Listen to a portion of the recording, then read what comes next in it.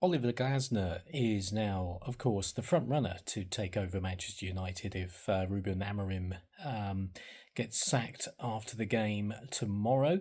If we lose, and of course, if he manages to survive that and gets to the Brighton game and it happens there, then that is certainly should be curtains by then. So he is the front runner.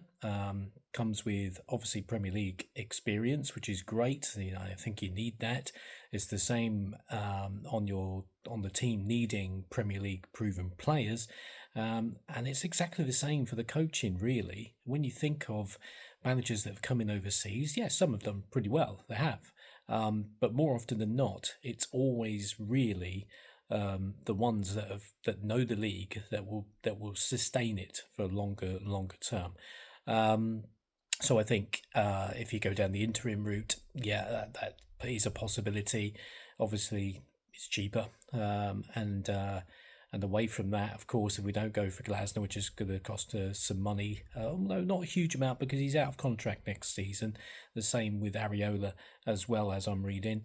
So obviously, if it's going to go down the road of a Southgate, for instance, or someone that's out of work, then of course that's a cheap option too. Given how much money it's going to cost to shift Amorim out of the chair, so to speak. Up until really a few months ago, I didn't really know anything about Glasner, but certainly as over time has gone, and the fact that Crystal Palace are now unbeaten in 19 games and have won silverware and beaten Liverpool twice in on the way to that.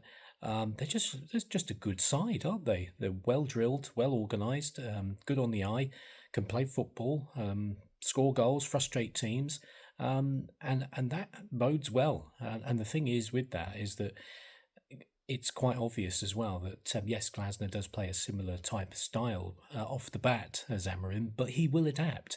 He will change it up. He will only play the system if the players he has at his disposal fits it. Isn't that easy?